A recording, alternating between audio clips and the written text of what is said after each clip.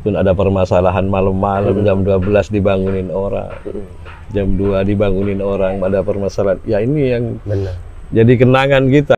Saya bilang LSM, laku siang malam ini tidak mengenal waktu. Jadi masyarakat ada permasalahan jam 2 pun kita harus melayani gitu.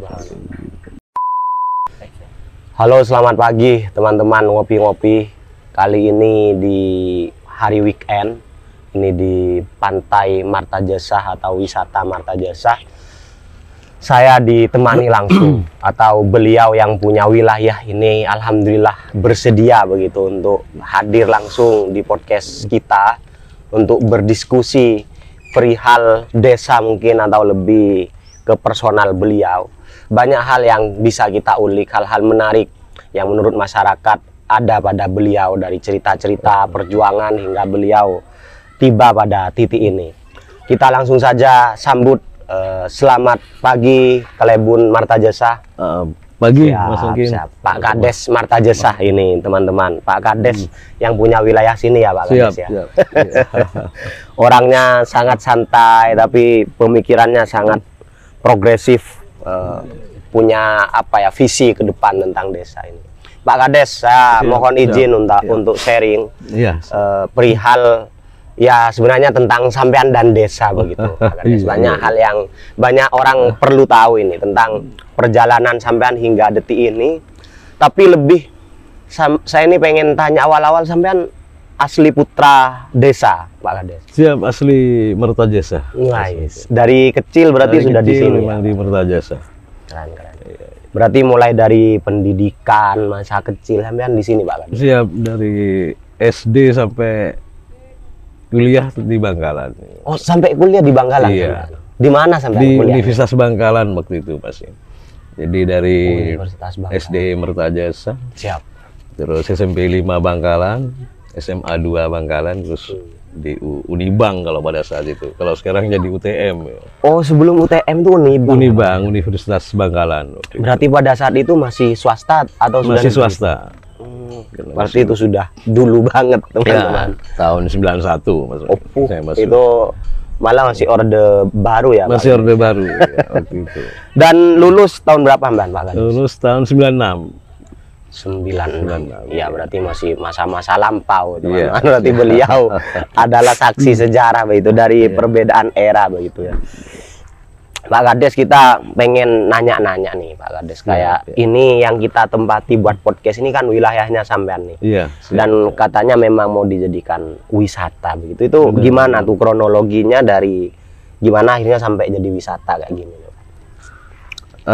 Awalnya ini memang muncul di Musrenbang Desa. Kebetulan untuk tahun-tahun terakhir dana desa ini pemerintah memang memprioritaskan program dana desa ini untuk pariwisata, pengembangan desa pariwisata, desa digital. Maka kami waktu Musrenbang muncul untuk menggali potensi-potensi yang ada di desa. Subhanallah. Ini dianggap kita salah satu potensi masa diusulkan oleh masyarakat kami untuk menjadi salah satu wisata yang ada di desa Martajasa. Subhanallah. Gitu. Awalnya memang ide dari masyarakat kami. Karena memang mungkin dilihat dulu itu aman banget gitu Pak Kades ya, karena view-nya bagus banget. Dulu berupa masih tambak-tambak di sini. Oh, ini tambak dulu Pak Kades. Tambak.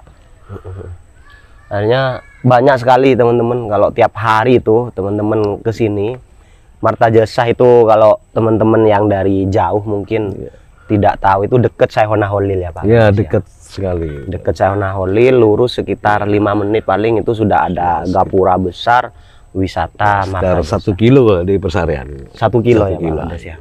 Oke, terus di sini itu selain langsung view laut teman-teman, mungkin Pak Kades juga sudah tahu ya Pak Kades, kalau pagi tuh di sini tuh ada kera-kera gitu loh Pak Kades. Nah, ini memang salah satu potensi juga, kera-kera ini jadi hiburan masyarakat juga. Alhamdulillah kita akan lestarikan juga ini hewan-hewan yang alami ini. Jadi awalnya kita kaget karena ini kan terbilang masih kota Pak Kades ya. Iya, masih dekat dengan kota. Masih kecamatan kota. Iya, Kecamatan Bangkalan berarti. Bangkalan. Kecamatan Bangkalan teman-teman.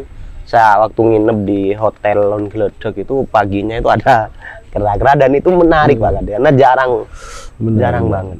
Dan selain bisa view laut, di sini itu kan yang mahal lagi ada wisata mangrove yang sekarang lagi dibuat. Iya. Luar biasa.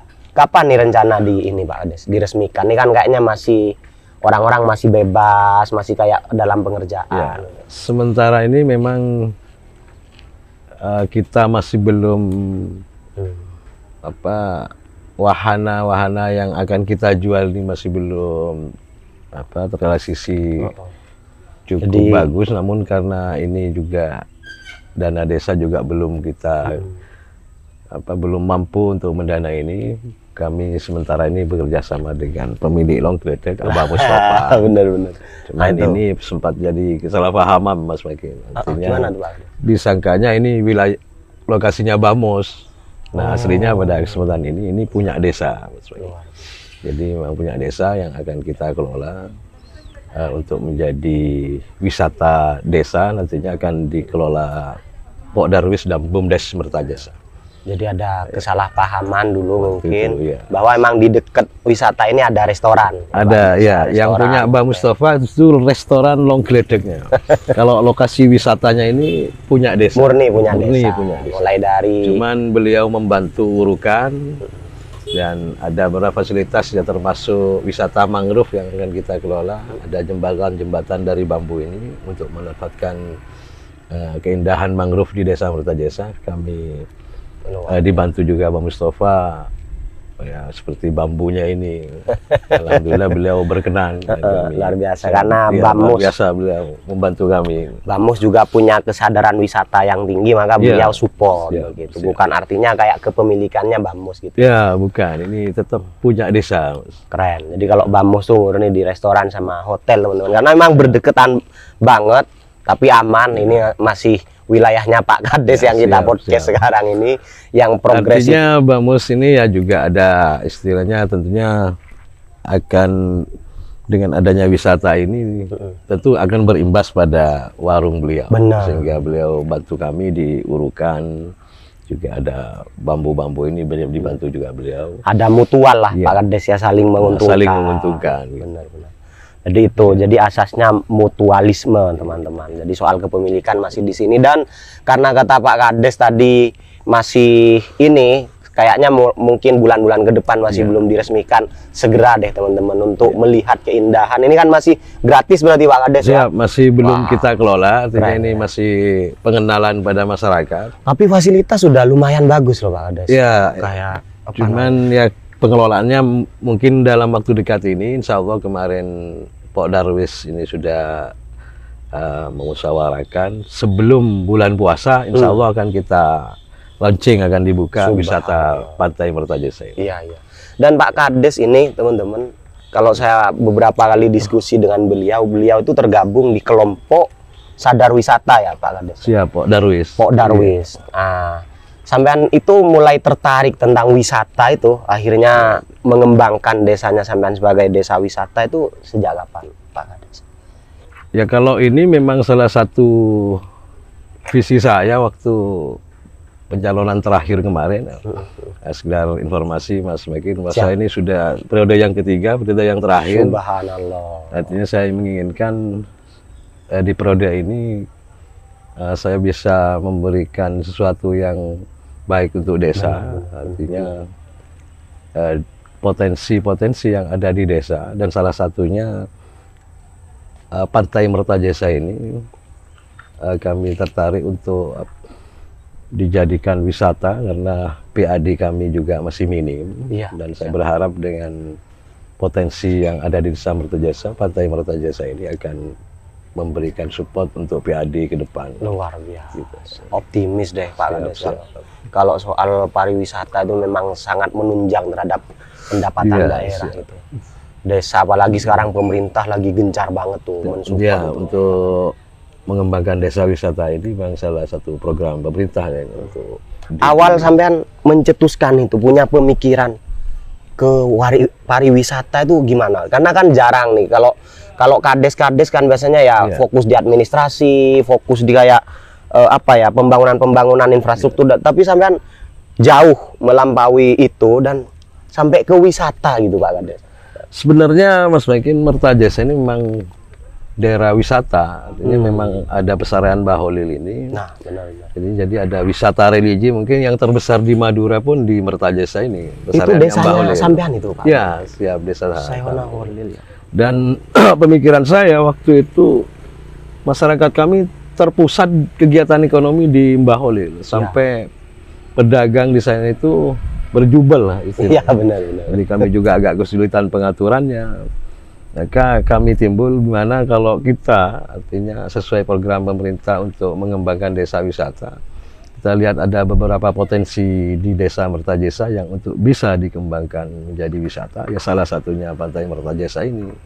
Terus kami juga punya wisata religi selain Baholil, karena di Mertajasa ini banyak makam-makam waliullah. Salah satunya juga orang tuanya Baholil, kakeknya Baholil, Kiai Asror, abahnya ini Kiai Abdul Latif.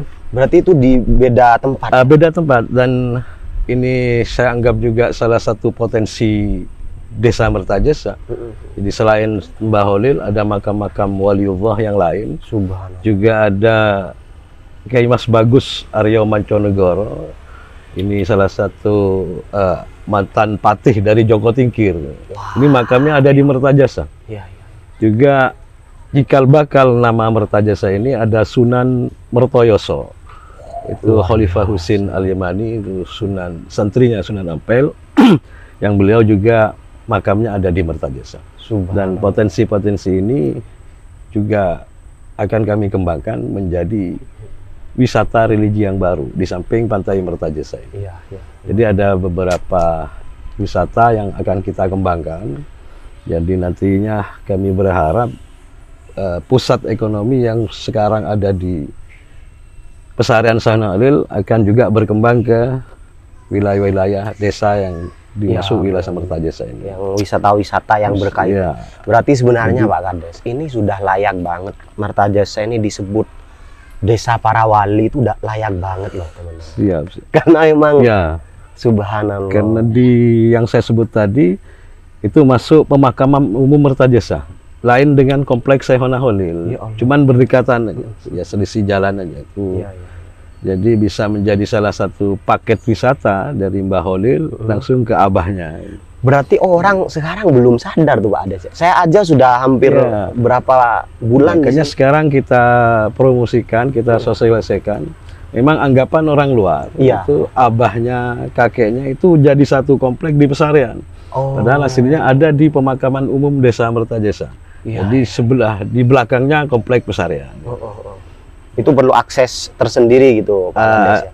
Perlu. Kita sekarang sudah kerjasama dengan pengelola pesarian, dengan yayasan pesarian.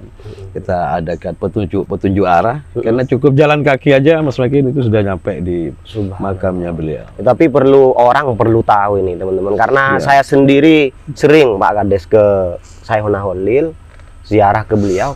Ya tapi memang bener kata sampean tadi, dikirain sudah satu keluarga di sana Pak Kades. Ya, jadi di luar komplek pesarian malah ini makamnya abahnya, kakeknya. Itu Kiai Asror ini terkenalnya sekarang kan masih kola beliau yang ada di Langkundih di Desa Ujung Piring. Asli pemakaman beliau ada di komplek pemakaman Kemuning Desa Mertajasa. Nah, alhamdulillah sekarang sudah mulai dikenal. Sudah banyak peziarah yang datang. Gitu. Alhamdulillah. Berarti memang potensi untuk Desa Mertajasa sendiri untuk kedepannya tentang wisata ini memang sangat besar sebenarnya. Dan itu baru mulai sampean fokuskan itu di periode akhir-akhir. Yang periode akhir ini, yang periode ketiga ini.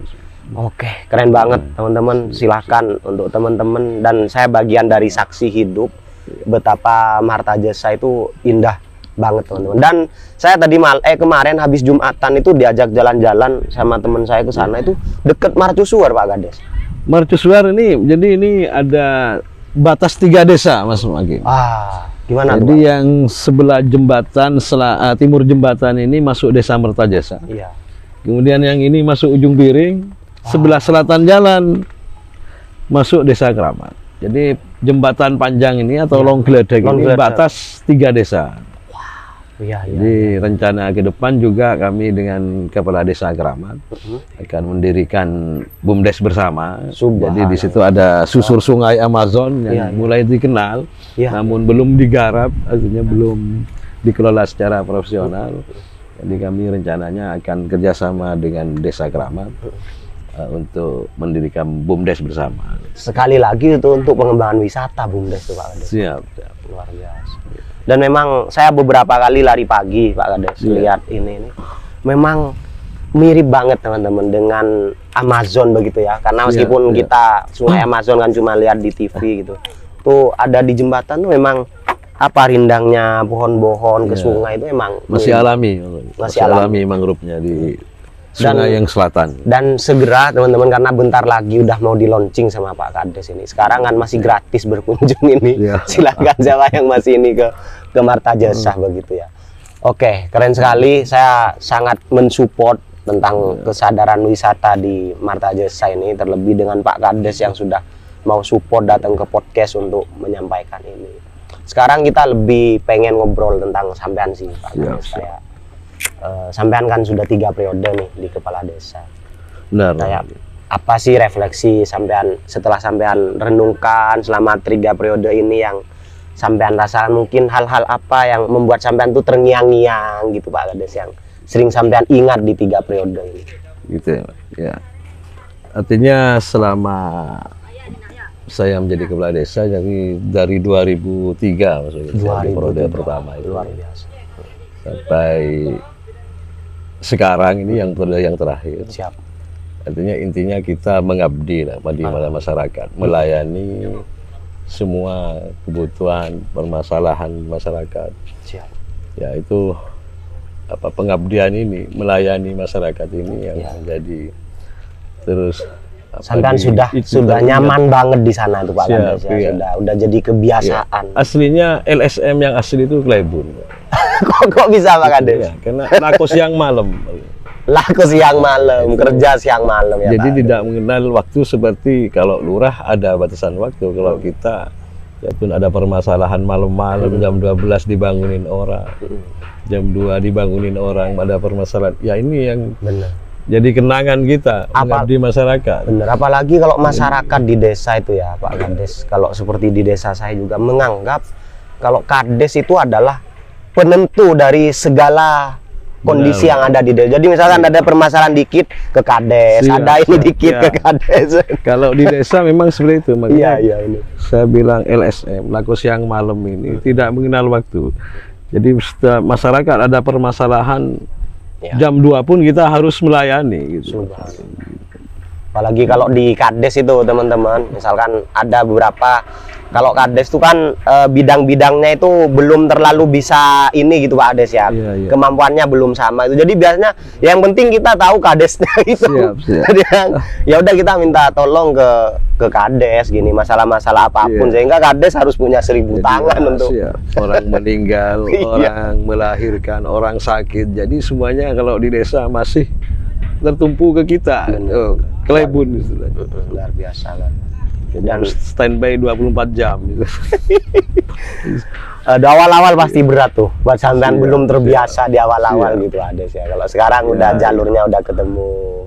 Namun kalau saya sudah terbiasa begitu Mas Magin, karena orang tua saya juga dulu mantan kepala desa Marta Jasa. Jadi saya sudah awal-awal juga saya pernah ikut programnya. Waktu itu masih Dipnaker ya, ada TKS Butsi, istilahnya dulu tenaga kerja sukarela. Jadi waktu itu ada program Dipnaker untuk memberdayakan sarjana-sarjana yang baru lulus. Subhanallah. Itu saya pernah dikontrak untuk pendampingan masyarakat itu ke desa-desa selama 2 tahun. Jadi masalah desa memang sudah agak paham. Sampean sudah mulai terlatih lah. Karena dari kecil bapak saya juga seorang kepala desa, jadi saya sudah terbiasa melayani juga masyarakat, sudah ikut berkecimpung waktu itu. Tapi kan perasaan sampean gimana dulu tuh Pak Ade? Sampean kan punya privasi nih ya. Sampean harus sama keluarga, harus ini. Tapi pada saat itu pasti berkurang banget sampean. Waktu untuk diri sendiri, waktu untuk keluarga yang ini sampean tuh nanganinya sampean gimana tuh untuk bisa punya jiwa melayani kan? Ya memang keluarga harus juga mengerti profesi kita. Artinya kalau istri saya memang sudah paham gitu. Jadi bahwa kita ini kerjanya siang malam misalnya, Pak. Tidak terikat waktu karena melayani. Harus direlakan masyarakat. Ya. Kalau istri saya sudah paham, artinya tidak ada permasalahan. Dan memang kalau istrinya Pak Kades ini support banget teman-teman. Kalau saya sering lihat beliau berdua bareng istri, hobinya sampean juga sepedaan ya sama istri ya Pak Kades ya. Sepedaan tiap Sabtu Minggu insya Allah aktif. Tiap weekend sampean sepeda. Waduh, Wancen memang sudah orang kota banget kalau kesadaran tentang kesehatan dan lain sebagainya. Keren. Pak Kades, dalam pengembangan nih sampean biasanya sampean kan termasuk maju nih pemikiran sampai bisa sadar wisata dan lain sebagainya ini. Sampean untuk mendapatkan pemikiran kayak gitu itu berdiskusinya dengan siapa Pak Kades? Biasanya ada mentor atau apa gitu? Enggak, memang ini saya musyawarahkan di Musrenbang Des itu. Jadi murni dengan tokoh-tokoh di dalam desa. Ada BPD bahwa dana desa ini sekarang diprioritaskan untuk istilahnya untuk menghasilkan PAD ke depan. Jadi saya utarakan di forum itu jangan hanya untuk prasarana dan sarana saja seperti jalan. Saya kira udah keren di Marta Jasa. Alhamdulillah sudah selesai. Jadi kita harus memikirkan bagaimana PAD kita ke depan karena alhamdulillah Mas Magin sekarang Marta Jasa. Siap. Jadi salah satu desa mandiri di Bangkalan. Jadi ada 4 desa yang dari 273 desa, ada 4 desa yang sekarang ini statusnya di 2023 ini sudah menjadi desa mandiri. Alhamdulillah salah satunya Desa Marta Jasa. Desa mandiri itu gimana? Saya baru tahu nih dari sampean. Ya, artinya desa mandiri ini desa yang ketersediaan pelayanan dasar masyarakat itu sudah tersedia cukup sudah bagus. Terpenuhi ya Pak. Ya, transportasi juga tidak sulit, pelayanan kepada masyarakat sudah bagus. Subhanallah. Pelayanan dasar ini seperti kesehatan juga kita sudah punya puskesmas sendiri. Desa ini sudah punya puskesmas sendiri, sudah ada. Keren. Pembantu. Iya. Jadi transportasi juga tidak sulit. Sarana dan prasarana di desa sudah mencukupi, maka itu tergolong desa mandiri. Luar biasa ya Allah. Alhamdulillah saya bertemu dengan Pak Kades yang sudah orientasinya udah sangat maju dan beliau bahkan sudah bisa mewujudkan desa mandiri ini alhamdulillah. Dan sampean di 3 periode ini sudah puas Pak Kades ya, secara batin sampean merasa sampean kalau puas belum Mas Magin, karena menurut saya juga masih banyak kekurangan kita. Artinya untuk sudah semaju ini masih sampean rasa banyak yang kurang. Masih sangat kurang.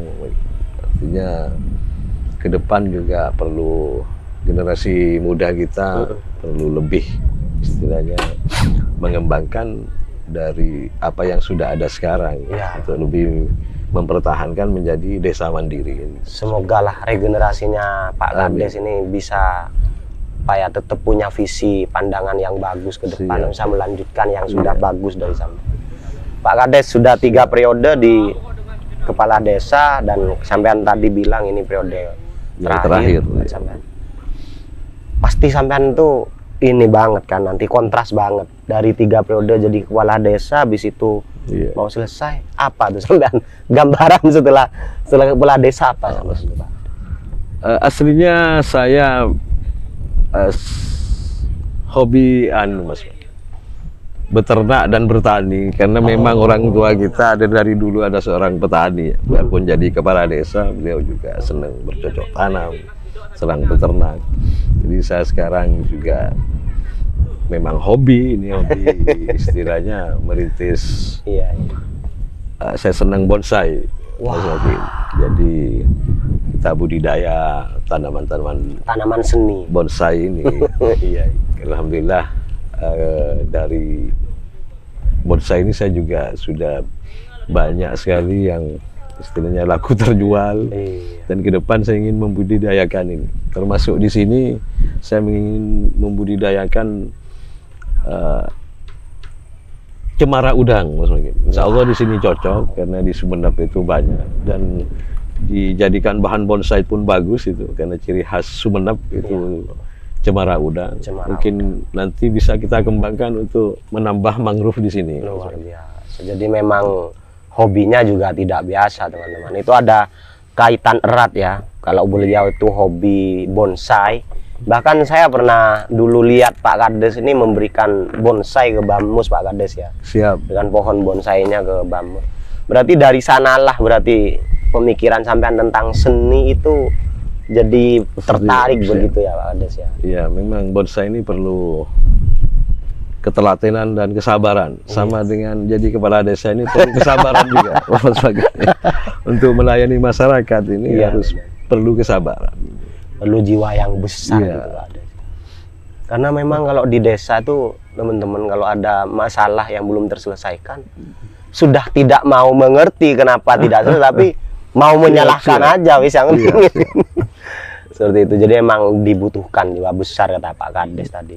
Dan memelihara bonsai dan bonsai ya terus sampean bonsai ini ya butuh waktu yang lama, butuh ketelatenan, butuh kesabaran, butuh juga jiwa seni. Karena tidak sembarang orang juga bisa membuat bonsai ini. Benar. Karena harus sesuai dengan karakteristik pohon di alamnya juga. Istilahnya juga sama dengan seni memimpin di desa juga. Berarti bonsai itu tidak semerta-merta jadi pohon yang mahal Pak Kades ya. Siap. Harus butuh perawatan yang ini itu harus inten perawatannya. Ini harus memang inten. Percuma bonsai bagus, barang bagus tapi tidak ada perawatan dan tidak mengerti istilahnya seni bonsai ini ya. Jadi bahan yang bagus akan jadi ya jelek. Semangat Pak Kades kalau bicara seni gitu. Itu kayaknya saya yakin ada kaitan erat bagaimana Pak Kades orang yang telaten begitu, tidak hanya di masyarakat ya tapi juga pada aktivitas hobinya seperti itu. Dan ini yang membuat akhirnya desa Martajasa menjadi salah satu desa termaju mungkin ya, atau mandiri sudah Pak Kades ya di Bangkalan. Dan selain hobi di bonsai sampean nanti ke depan tuh apa lagi Pak Kades? Bertani gitu Pak Kades ya? Siap. Dan memang satu istilah pertanian dan peternakan ini satu apa istilahnya. Jadi saya juga di rumah ini ada peternakan putar pelung. Jadi murni sampean nanti setelah 3 periode hidup untuk masyarakat, selanjutnya itu untuk diri sendiri banget udah hobi. Lebih tenang mungkin. Jadi wirausaha itu. Lebih tenang. Alhamdulillah, keren banget. Tenang beliau, orangnya sangat tenang begitu kan pembawaannya, tapi tetap telaten dan bagaimana langkah-langkah yang beliau susun itu adalah visi begitu. Pak Kades, setelah sampean tidak jadi Kades nantinya, setelah sampean sudah mau hidup untuk diri sendiri, lebih tenang, Pak gitu. Ya, masa sampean masa sampean lepas gitu aja sih Pak Kades, tiba-tiba kan ada penggantinya sampean, apa sampean tidak mau saling bantu mensupervisi, mengingatkan atau apa? Ya tentu kita tetap mensupport karena kita juga makhluk sosial yang tidak bisa hidup sendiri. Biarpun kita nanti sudah pensiun jadi kelebun ya tetap kita support penerus kita, istilahnya ikut membantu pemikiran. Kalau memang kita dibutuhkan ya tetap kita bantu. Luar biasa. Sangat asik teman-teman ngobrol dengan beliau karena memang di luar podcast ini kita sudah berapa kali diskusi dengan beliau dan santai. Kopinya sambil diminum Mas. Aduh ya Allah, sampai saya lupa ini. Mari Pak Kades. Sampai lupa ya Allah. Oke. Itu mungkin teman-teman obrolan kita yang sangat santai dengan Pak Kades. Beliau yang sudah 3 periode, hal-hal yang sudah beliau kontribusikan di desa Martajasa ini, wisata dan bagaimana pribadi beliau, pandangan beliau ke depan. Semoga saya doakan, kita doakan Pak Kades diberikan keberkahan dalam kehidupannya dan apa yang sudah sampean sumbangsihkan kepada desa ini bisa jadi berkah. Siap. Gitu. Terutama karena desa ini notabene adalah desa religi ya Pak. Siap. Ada ulama besar yang ada di Martajasa. Ada ulama besar yang kontribusinya itu sudah levelnya level nasional, bahkan dunia. Bahkan dunia. Itu mungkin teman-teman saya ucapkan terima kasih banyak kepada Pak Kades atas obrolannya, dan untuk teman-teman semoga ada nilai baik yang bisa kita ambil dari obrolan kita kali ini. Saya ucapkan terima kasih. Salam ngopi-ngopi, ngobrol pintar penuh inspirasi. Thank you. Siap.